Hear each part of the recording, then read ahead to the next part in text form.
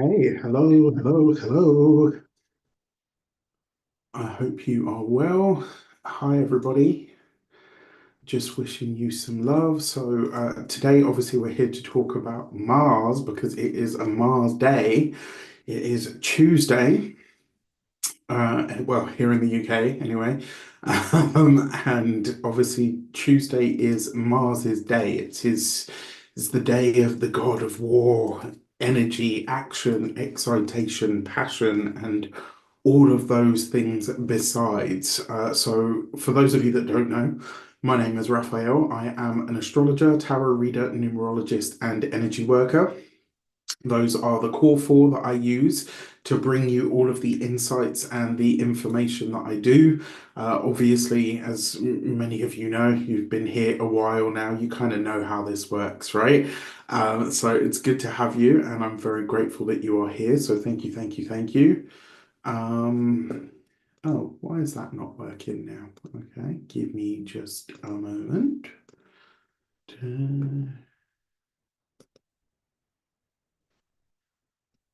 That's odd. Um, hmm, okay.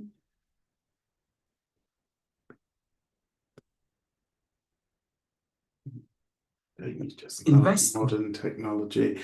Hello, good morning, good afternoon, good evening, wherever you are in the world. Thank you so much for tuning in.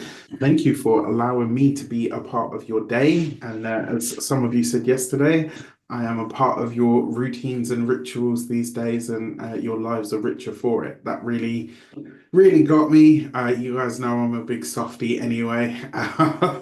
Very un-Mars-like for sure.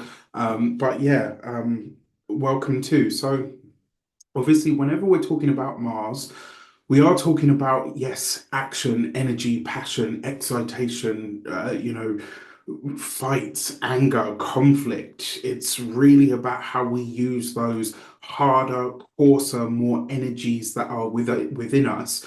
Mars also represents your willpower. It represents the part of you that decides, or should I say, the part of you that knows that you are a sovereign being and will go for or go after what it is that you truly sort of desire for yourself. Remember, Mars is quite an impatient energy, right? It wants what it wants when it says it wants it, which is usually yesterday. If you know anybody that is an Aries or has strong Aries energy, you will be able to attest to that.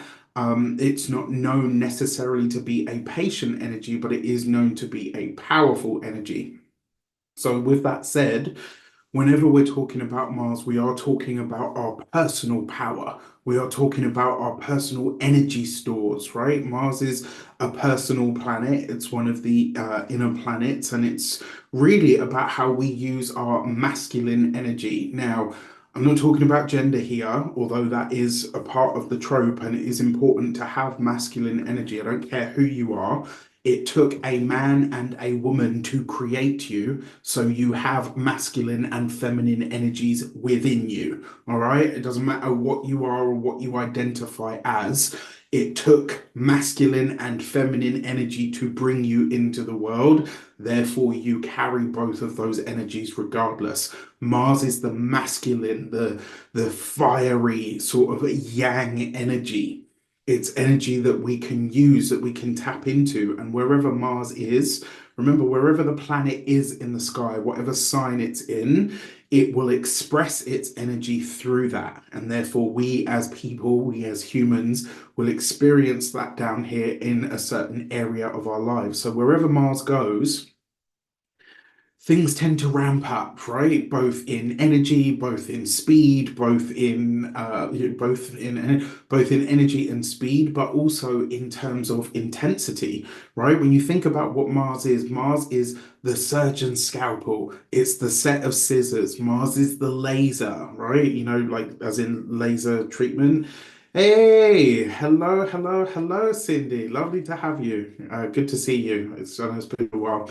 Um, so when we're talking about Martian energy, We are talking about the energy of passion and desire. We're talking about the energy of drive. It can be quite a forceful energy when we're talking about Mars. It is conflict and challenge, but those conflict and challenge doesn't always have to mean fights and arguments. Sometimes it can mean competition. Healthy competition is a really important part of life. If you've got friends that you are, in a like in a way of camaraderie, but if you've got friends, let me backtrack. My great grandmother, this is prior to Nana, but my great grandmother, she always used to say to us, like, have friends that are better than you. And I just used to think, like, what are you talking about, Nan? Right? And her idea around this thought was that when you surround yourself with people that are either doing just as good or better than you, it forces you to level up because at base level, every human being has a level of competitiveness, right? You'll see so many people that say, like, I'm not competitive at all. And then you'll see them like in some area of life where they'll be like ruthless, right? That's probably them tapping into their Mars. That's probably them tapping into how they use that specific type of energy. So Mars in ancient astrology actually ruled Scorpio and Aries, right? So Mars in Aries is its masculine, fiery, daytime sort of domicile energies, right? But when Mars is in the sign of Scorpio, the other sign that it rules, this is Mars in its feminine guise, right? Mars in Scorpio is a deep, rolling boil. You know, when you see the water, it's like it's not quite spitting everywhere, but it's kind of like you can see the surface rippling with bubbles. That's Mars in Scorpio. That's a very deep, very controlled Mars that simmers beneath the surface, right? And can and will pop off if it wants to and if it's ready. So it's a powerful energy, right? And so when we think about these two areas of our chart, whatever Mars is doing in the sky at any given moment, those two areas of our chart are being indicated in some way, shape, or form. Now, we know Mars has been in the sign of Cancer for what feels like ever at this point. For those of you that are, good morning, good afternoon, wherever you are in the world. For those of you that are um, Leo ascendants like myself, Mars has been tracking through your 12th house.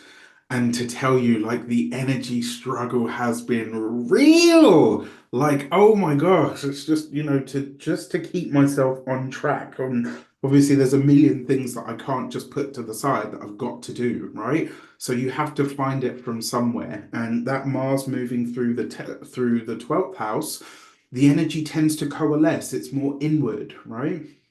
As if that wasn't enough, Mars is in the sign of Cancer. So we've talked about this before. It's, you know, there are a lot of astrologers, and I get the reason why, that are trying to sort of change up some of the language and all of the rest of it. I get why, because as astrologers and readers of any sort, we don't want to go out there scaring people like, oh well, this transit, because the 12th house, I can talk about this. 12th house is hidden enemies, right? Mars is an irritant. Wherever it goes, it causes friction, challenge, conflict, war, competition. If the 12th house is your hidden enemies and your self-sabotaging tendencies, what do you think that's going to do, right? If we pull those two symbolisms together, and I understand why some of those tropes or ideas can be really scary to people, right? However, we get nothing out of it if we just gloss over the fact that it could potentially be problematic. It's all well and good people saying, like, oh, we have to change the language around this. And it's like, okay, yes, that's great. But if it means what it means, this is kind of like my idea around the death card in tarot. 9 times out of 10, it doesn't actually mean death. But that one time out of 10, it will mean death. And ultimately, the death card can't be everything else but death.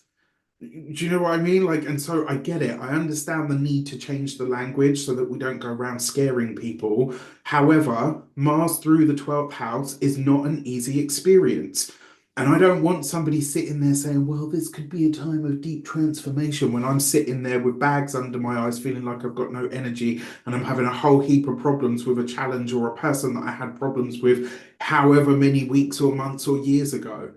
I want to hear that. I don't want to hear you glossing over it just for the sake. Sorry, I'm going on a bit of a raffy rant here, but there's been a few things that I've watched and seen recently, and I'm kind of like, it can't mean everything but the challenge in life, right? Life is not, it's not always smooth sailing. It's not always nice to us. It comes with things that push us and force us to level up. And sometimes those are going to be the hard messages. Sometimes you have to hear the tough stuff in order for you to find your grit. Right? I don't want somebody to sit there trying to pat my head and patronize me. Just tell me Mars in the 12th. Yeah, that can be really difficult. Okay, cool. Now that I know that, how do we move forward, right? Then we start looking at solutions. Okay, that being said, can you tell I'm a little bit passionate about this one?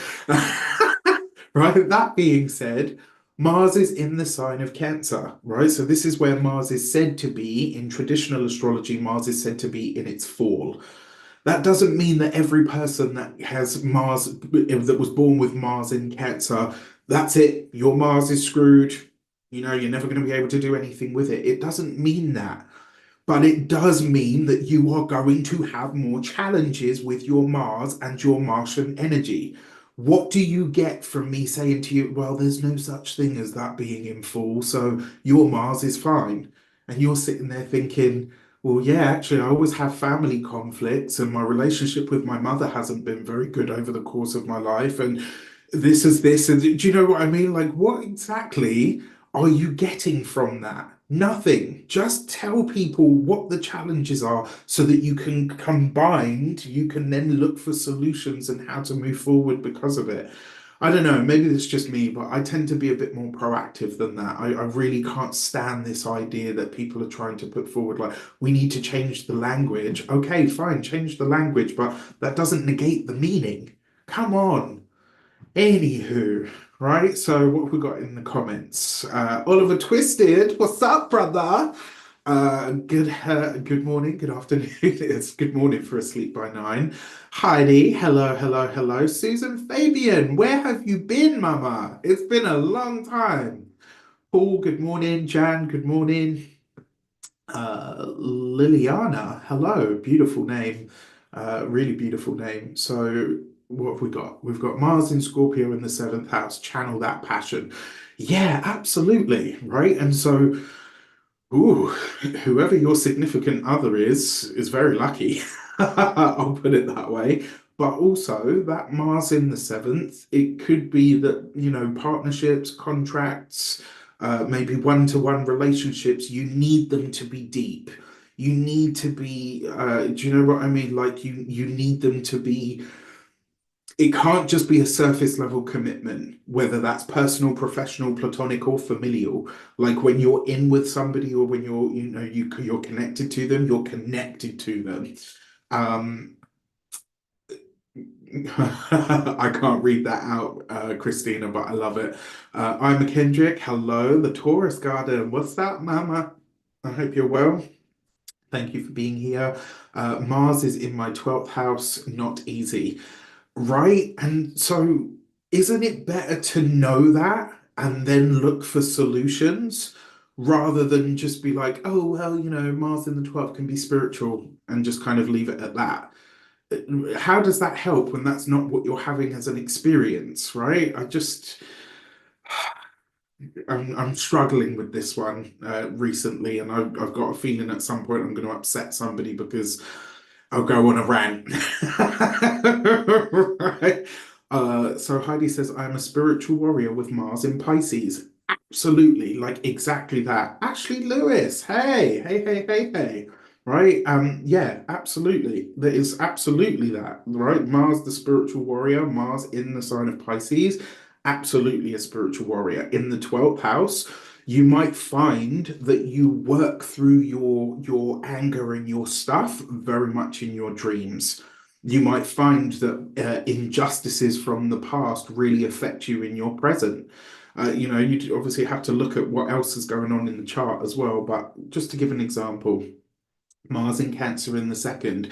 If that's a natal placement, it's an interesting one, right? Because the Mars in the second, it can like we can burn through cash, right? Or it could be that money comes in really quickly, but it also goes out really quickly as well. All right, Tracy Lynn, I'll be seeing you soon, Mama. All right, Asleep by Nine says Mars in Aries in my first house. Damn. Okay, I see you. I see you. That is a lot of power, right? And so you just gotta take it easy with yourself. I mean, for the most part, I think it's brilliant. Lots of, lots of personal power, lots of drive, lots of energy to push things forward, but also very impatient, right? And maybe there are times when people experience you asleep by nine as the irritant in the room, right? The thing that drives things or people forward. And it's like whether they want to go or not. I have Mars in Aries. So I get it, trust me. Mars in Aries people, and my Mars is at 0 degrees. So it's like an impatient toddler that just wants what it wants right now. Don't question me, don't delay me. There's none of that. I'm not interested in those things. I want to know why it hasn't happened already. Um, as we grow, we temper that, right? We find a way to use it. Mars in Virgo in the sixth. That's lovely, Liliana. Mars is said to exalt in the sixth house, right? Mars in the sixth house is exalted and it knows how to go after things. Mars in Virgo is a precise energy. This is like the super trained, efficient sort of, right? Get it done. Okay, this is fun, but I need to stay focused. So Mars in Cancer.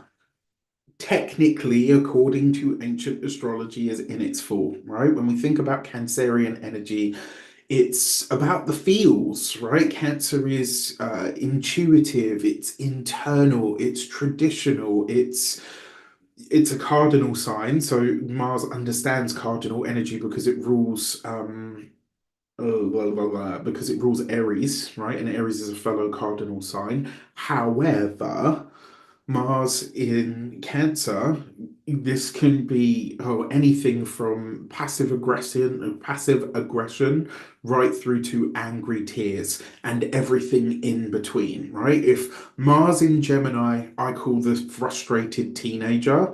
Mars in Cancer is, the mum that gets so angry that she starts to cry and she goes silent and just picks up the wooden spoon. That's Mars in Cancer. And then everybody's like, oh, we better, you better run for it because now you're about to get a tap on the backside. Jokes aside, because Mars is an active energy and Cancer is a domestic energy, these two are somewhat different, right? Mars is a soldier that goes out there exploring and fighting wars. And in the home, right, in the sign of the home, in the sign of Cancer, which is about the domestic space and sphere, that energy is a lot more inward, but more importantly, it's a lot more hemmed in, right? That energy is kind of like, it's kind of Christian, I love you. And thank you for being here. Right? It's a somewhat frustrated Mars, right? For several reasons. So whenever we're talking about this stuff, it's not personal. It's always deeply personal, but it's not like, oh, well, you've got Mars in Cancer, so it's in its full. So that's you screwed then. It's not that. It's just we've got to look at this and just be honest about the way that it is or is not functioning, right? As an example, I have Venus in Aries. That's a struggling Venus, right? And when, like, yes, it's good for other things, right? But it's a frustrated Venus. This is Venus not only across the sky from her home, but in a sign that is not her own, right? Taurus is the next sign after Aries. So she's really not in a good space there. And I've noticed that. I know how that shows up in my personal experience. I'd rather someone tell me the real about that than sit there and say, like, oh, well, I'm sure that, it's going to be, how, you ain't helping me. Come on now. Um, Venus is a benefic. Jupiter is a benefic. I have Jupiter in Capricorn. Right. That's not fun either. So both of my benefics are jacked up. I know that, and yet I've managed to overcome them through knowledge and patience and practice. But I can look back over the course of a lifetime and see the hard experiences that I've had because of those placements. So, again, I'm ranting, but I just really want to drive this point home. It's so, so important to just know that, like, yes, while it's challenging, it doesn't mean that your life is over and we can move forward from it, right? Good things can come from it. It's just really about sort of meeting it head on rather than, there's that Mars in Aries meeting it head on, right? Mars in Cancer, however, will just drop lots of little passive aggressive hints about what it wants and what it doesn't like, and raise its eyebrows and roll its eyes a little. Right? Hopefully, you're getting an idea of how this kind of shows up. So, let me share the chart and stop ranting now. I promise. I really need a space where I can, just kind of let loose and go on those rants from time to time. Okay, so this is us today, Mars. Sorry, the Tuesday, the 22nd. So if you're watching this, remember I'm always using whole sign tropical Western astrology for this type of thing, just because it's easier. And also, I also like, so with this, I want you to forget the houses because the chart is set for London. Obviously, I live in the UK, so that makes sense to me, but we're looking at this kind of more as a flat chart than anything else. All right, so with that said, what I will sort of say to you is this, right? So we're starting the day, or we start this week that we're talking about with Mars at 25 degrees of Cancer. So it's gearing up to leave this sign.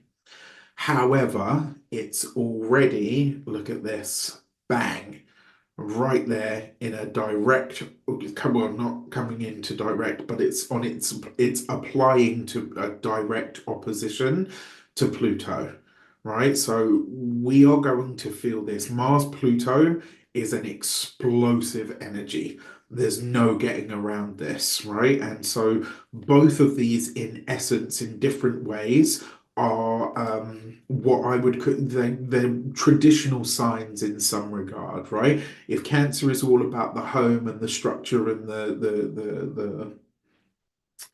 um, the domestic structure of our lives, Cancer is the societal structure in the world, right? And so Mars opposing this.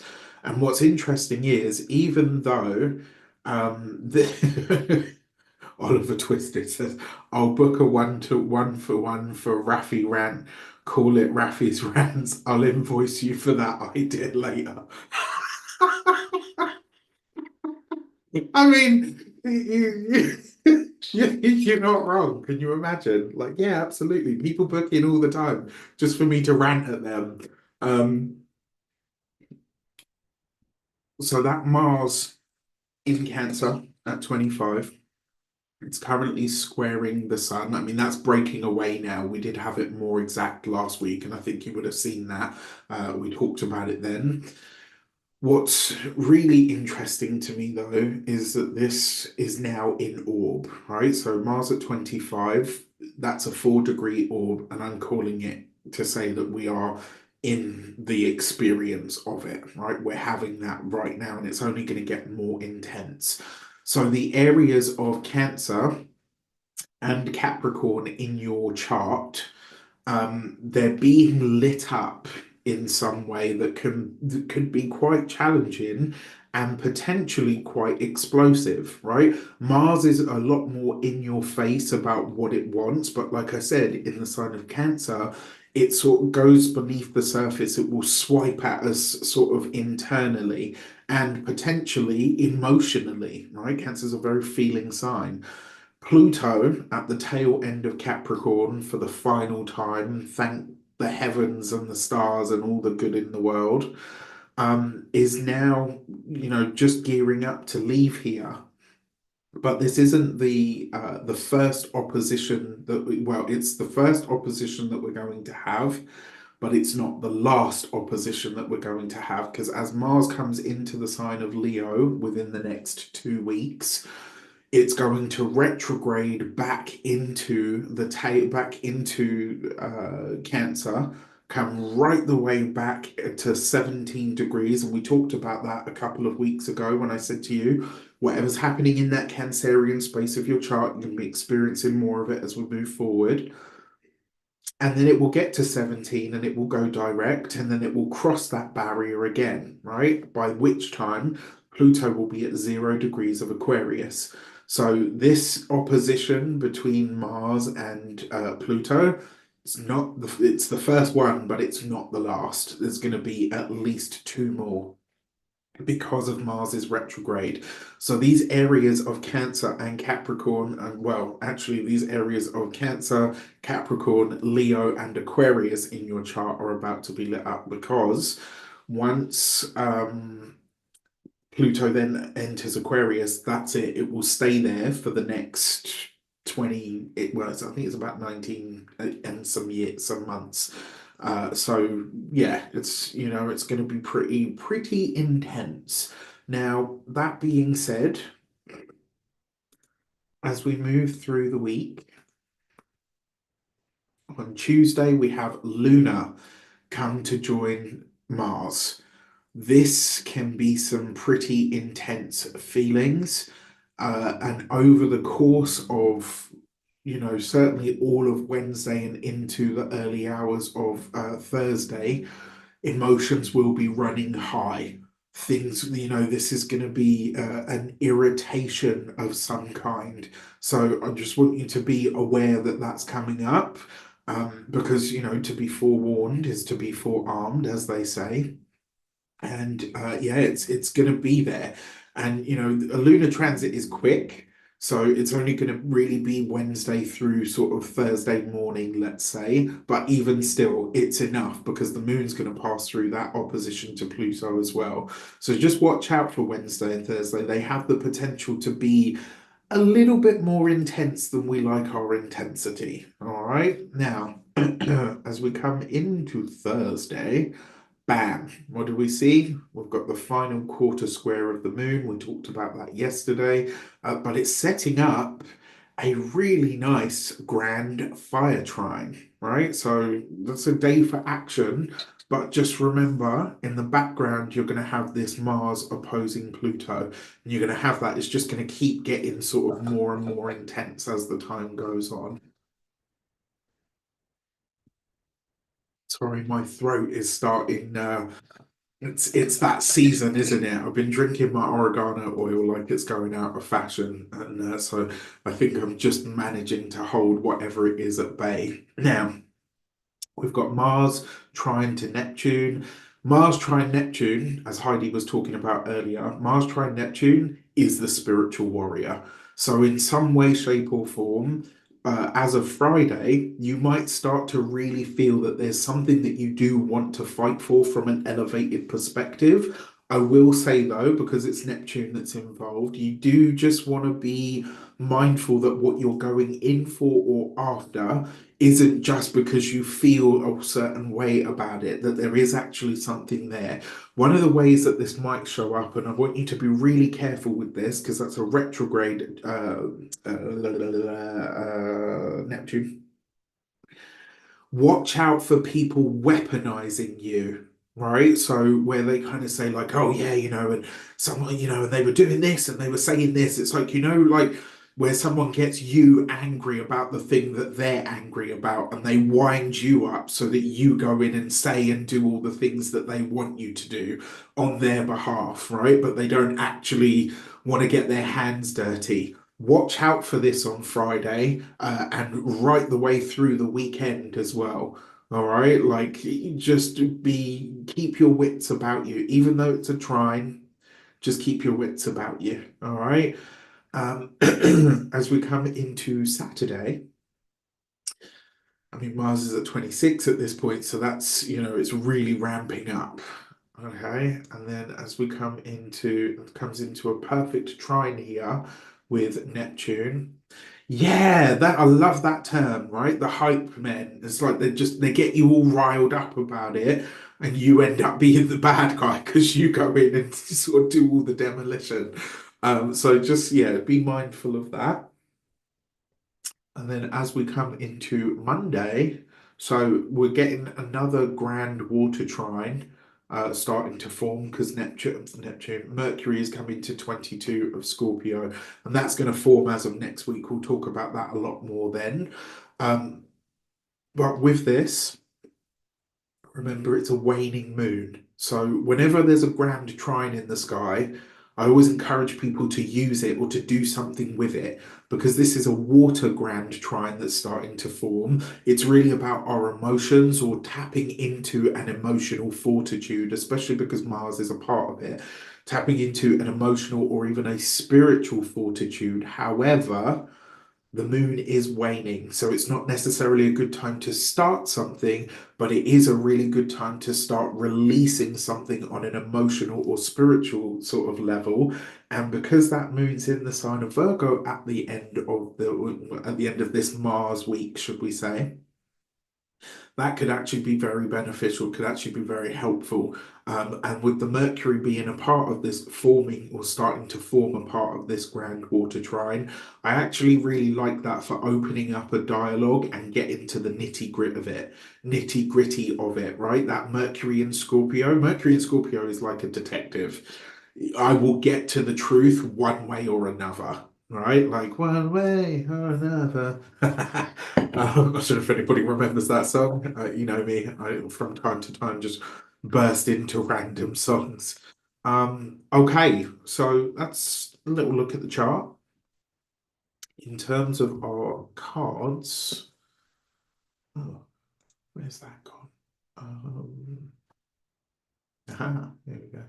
So this one, nope.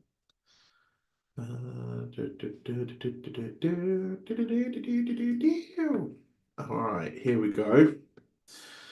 So, I would like to invite you to take a little breath with me, take a moment to center yourself, come into this present moment. I'm gonna, Jan got it. All right. I would like to bless my deck of cards with all forms of love, light, peace, prosperity, and abundance. And I pray that the messages that come through are ultimately clear and concise, and they help us all on our paths to our highest vibrational good. So for our Mars moves, the first card that we're going to look at is the best area of focus, right? The best area for us to really put our energy over the course of this week ahead from today onwards into next week. And we've got the Four of Swords. That is a very clear message. The best action is no action over the course of this week. Take your time, take rest, take recuperation. Slow and steady is going to win the race. Why? Because the Four of Swords actually encourages mental clarity by taking a breath, taking a step back, and doing nothing. There are times in life where we're meant to act, and there's times in life when we're meant to just step back and observe. This week, in order to really tap into that Mars energy, just step back, take a moment and just say, okay, you know what? I'm going to sit still. I'm going to do what I need to do, but I'm going to observe what's taking place so that I can just kind of, you know, be the observer, as they say. Yes, again, right? Very, very interesting that that would be coming up in that way. Now, another way that we could look at this, because Martian energy is about action, But in the Cancer space, this is really about our feelings. Take heed of your feelings this week, right? Don't get into them and start wrestling with them and doing all of that stuff, but really take a moment just to say, okay, you know what? What am I feeling here? And more importantly, why? What is my, what are my feelings actually trying to tell me? If I'm frustrated, if I'm feeling resentful, if I'm feeling like whatever they are, if I'm feeling happy and elated, why am I feeling those feelings? What is causing that in this moment in, in my life at this time? You and me both, Heidi, right? Like, and I think if anybody has, if you've got, yeah, I get it. So our second card is the Eight of Swords, and this is about what to watch out for, right? So if Mars is about our personal willpower, and the Eight of Swords is really about constriction and confinement, if we're being observed, if we're being asked to be the observer, to just sit still and observe how we feel, that's so that we don't become a prisoner of our own emotions. It's so that nothing really steps in the way and stops us being able to move forward. The thing about the Eight of Swords, yes, it's constriction and confinement, but the deeper message of this card is you can free yourself if you desire to. The way that we do that this week, because we've got the Four and the Eight of Swords, is by taking that step back, taking a breath, and saying, okay, my willpower, I want to do this. I want to act like this, and my feelings are driving me to do it. But for some reason, those feelings or that desire to act in a certain way is blocked. Now, what else do we see here? What else do we see about these two cards that really speaks volumes? These are both swords cards. Swords are about this. Swords are about this, right? It's about your thoughts. It's about your mind. It's about your communication, what you're saying, how you're saying it, who you're saying it to. There might be something that you really feel like you want to get off your chest, that you feel like you really want to share, and yet you're being encouraged not to at this time. Right. And so rather than, following that sort of knee-jerk impulse to just kind of lash out or say what you want to say or whatever, you're being asked to really kind of say, okay, why do I feel how I feel? And what's really interesting about this is by the end of this Mars week that we've looked at, remember, Mercury starts to come into the fold in terms of that grand trine, right? It hits 22 degrees, on Monday of next week. So this is a way away. But if you can do the background work to really get into your thoughts at this moment in time and understand your feelings, by the time you come to have the dialogues and the conversations with people, you haven't already blown up and burnt your bridges. All right. And then our final card, which is the outcome of diligent action, is the Seven of Pentacles. So I pulled it without having a look because I wanted to have a little look see. The Seven of Pentacles is really about what we've already invested time, effort, and energy into. And it's about needing to find or have or exude a level of patience, right? So, more than anything else, I'd say patience with ourselves. In terms of an outcome, you might find this week that maybe things aren't as fruitful or don't bring the results that you're looking for. And that tells me that's because whatever it is that we're working on or towards, it's not ready yet. It's not quite cooked, right? Whatever it is that we've been trying to work on or to do or to put out there, it's not quite ready yet. There's still work to do here. And it kind of makes sense, right? Because Mars is going to go retrograde. It's going to come back into the tail end of Cancer, which is one of the reasons I look like this. Um, whenever I have new moons, because I'm not quite a full moon baby, but I'm relatively close. New moons wipe me out. I tend to look like a vampire. Um, and 12th house transits, for some reason, they just really, they wash me out hard. So, it is what it is. That being said, as a triplet, this encourages inward communication and figuring out your stuff so that you can understand why you're having the results that you're having. All right. And instead of getting stressed out and upset and all the rest of it about the results, you then start to get proactive and say, okay, this is what I need to do more of or lean into or away from in order to see the results that I'm looking for. All right. It's really, I think, more than anything else, what this says to me is like this is a time of great, deep self-honesty about how we feel, why we feel like that, and, there are no, I don't believe that there are bad feelings. Maybe between people, yes, but anger, frustration, annoyance, even resentment, right? And I say this to my clients sometimes. If you're feeling resentment, it's because you're overgiving, right? I'm going to say that again. If you're feeling resentment, and this is definitely something that we can relate to the Cancer trope, right? Cancer has this uncanny ability to intuit people's needs before they even sort of voice or vocalize them. And so wherever Cancer is in your chart, this is where you're really good at this, right? You can spot someone's needs, what they need, to be nurtured, to be nourished, or even just with the help or the support they need at that moment in time.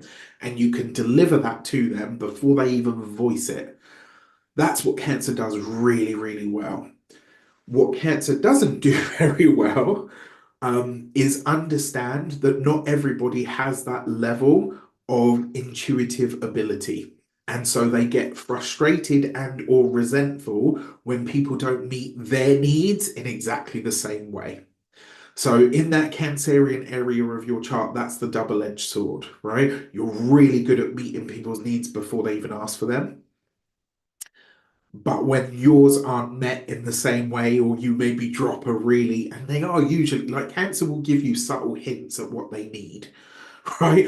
And if you don't pick that up, truthfully speaking, Virgos are really good at this, right? Like if you've got a Cancer and a Virgo, the Cancer will do something really minute, really small, really sort of, very under it.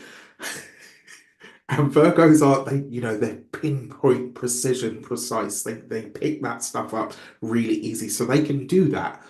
And so that's a really good match. However, not everybody has that level. And so the challenge that it creates is they will silently seethe and be like a little bit passive aggressive about it. I'm sitting here out in myself, right? I like, listen, I got a Cancer moon, right? Cancer moon, 12th house. I know all of this stuff. Trust me, I've had to do some real sort of self-awareness to look at some stuff and be like, bro, it's not becoming. We need to fix this, right? Because it's giving ill. So, I'm not sitting out here trashing your Cancer placement. I'm there with you. We've all got this somewhere in our chart. Everybody's like, so true, preach. Damn, feeling seen over here. So see, my Cancer sun, Virgo rising mum has been married to my Cancer rising Virgo sun dad for 40 years. There you go. Right? I think that just right, mic drop on that one. So yeah, so I get it. So this is why I say our supposed negative emotions are a warning system, right? They're telling you, right? If you feel resentful, it's probably because you're overgiving or you're feeling taken advantage of in some way. And so, what's the way out? Well, it's Mars in Cancer. Speak up. I feel like you're taking advantage of me. I feel like you're putting too much on me. I'm feeling a little bit resentful right now because I don't feel seen. Whatever it is, if you can figure that out this week, and I think that's what this is about, it's about going inward and saying, right, this is what I feel at the moment internally. What is that telling me about my experience externally? Once you start to get that, it'll become a lot easier to change the results that you're getting, right? So Heidi says yes at work. So you got to start speaking up, lady. You got to find right. You got to find a way to kind of get it up and out there, right? Okay. So Again, I'm going to take a breath. I forgot to tell you guys to tell me when to stop. So this time, can you tell me when to stop shuffling? And we'll get into the breakdown for the four element groups.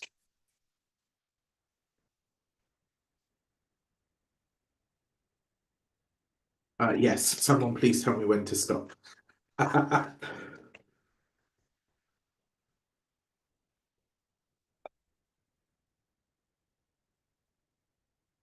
All right, thank you, the Taurus Garden.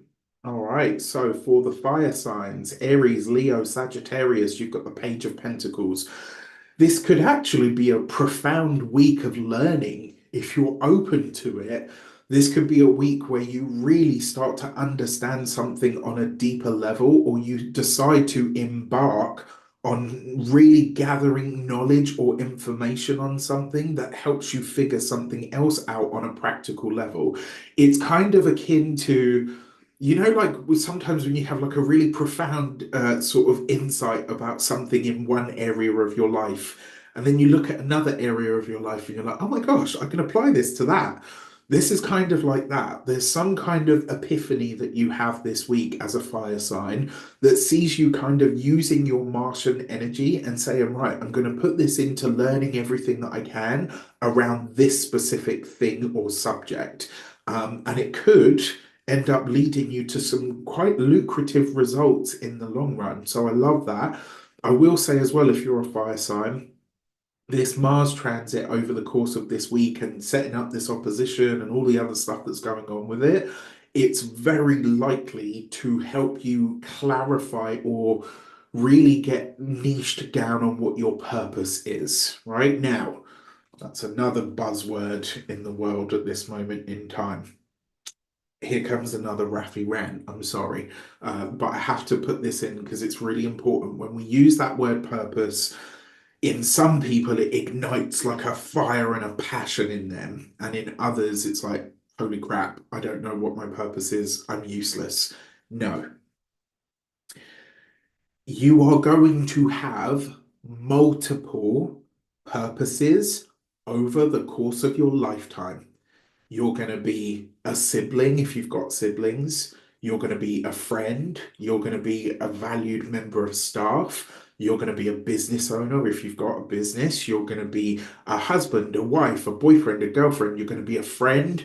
You're going to be exactly what the universe needs you to be at any given moment in order to make this grand tapestry spin. You have multiple purposes over a lifetime. It's not one and done, right? I can assure you, even this, as much as I love my work and, doing what I do, it's not my sole purpose. Like it's my sole purpose, but it's not my sole purpose, right? There are other things that I'm meant to be. I'm meant to be a brother. I'm meant to be a gunkle, right? If you know, you know, right? I'm meant to be a friend. I'm meant to be a partner to somebody. I've been a partner to somebody previously, to multiple people. No jokes about my Aquarius sun. Right? You're going to have multiple purposes over a lifetime. So when I say that for the fire signs, this could really help you clarify what your next purpose is over the course of the week ahead. For the air signs, Aquarius, Gemini, and Libra, boom, you've got the sun, baby. It's about time, right? The air signs out here, it's been dry, right? It's about time we got some good news. So for Aquarius, Gemini, and Libra, this week, it obviously brings you to some kind of realization or personal illumination. I think this is going to be a time where not only does the world see you that much clearer this week for what you are and what you bring, but I think you're going to experience yourself as much clearer. There's an illumination that takes place for you guys this week, and it could be a week where some kind of blessing shows up for you in a way that just makes you feel like, okay, you know what? I am renewed in some regard. So love that. Absolutely love that. For the water signs, Pisces, Cancer, and Scorpio, you have the Fool card. New things, new places, new people, new energies. I absolutely love this. So if you're a water sign, This Mars transit and over the course of this week is really trying to get you to see a completely different perspective and to turn your world on its head, upside down in some way. Remember, the Fool card isn't just always about new stuff. Sometimes it's about inverting your reality, right? So where you would usually do this, you got to do that, right? This is about changing it up, switching your routines, switching the vibration up. And sometimes the best way to do that is to chuck your old routine out and build a brand new one. So if you're a water sign this week, Pisces, Cancer, Scorpio, you got a rush of new energy coming in. And then finally, last but not least, by no means ever, the Earth signs, Taurus, Capricorn, and Virgo. You have justice, right? So I love this for contracts and commitments. I love all of that. But I also really like this went for this week. If you're an Earth sign, I think this really helps you understand a new level of fairness and equality, whereby you treat yourself just as good or just as well as you usually treat others, right? So I really like this for you because I can get the feeling that for the Earth signs this week, there'll be some emotional trigger that gets you to kind of say, you know what, actually, I'm not being fair to myself for whatever ABC reason, right? Yes, I'm usually fair with everybody else and I show up and I do. But actually, for once, I'm going to be just as fair with myself and just as much for myself as I am for others. And then on top of that, because justice is the commitment card, it's very possible that this week you could be looking at your contracts, and maybe this is the week where you say, you know what, I want out of that. Or maybe you say, I want into that. Whichever one it is, it's coming from a place of self-empowerment. And I think that's what's really important about this. So it's going to be an interesting week. Some Raffy rants. I definitely tapped into that Mars, right? If you love the way that I do astrology, or even if you're curious about getting your own chart read by me, where we will explore your chart in some depth and then we will delve into how you can use what's coming up over the course of the next 3 months, you can book a personal Astro Tarot session on the link in the description box below. If you haven't signed up yet, you can join to be a member where you will get my weekly tarot reads. Well, there's very soon to be some interesting stuff happening. And with that said, you can reach out to me or join my mailing list, and you can do all of that on the links in the description box below. As always, and as ever, thank you all so much for spending a part of your day with me. I appreciate each and every single one of you. You know Rafi loves you, even when he's ranting. And have a wonderful week ahead. Use your Mars energy. And, you know, what I would really like to say to you guys is be proactive about using this, even if it is in a way that's internal, so that you can tap into it and have it be useful to you. All right. With that said, I wish you an abundance of all of that good stuff. Get out there and go and be who you are destined to be. You know Rafi loves you. Take care, and I will see you soon.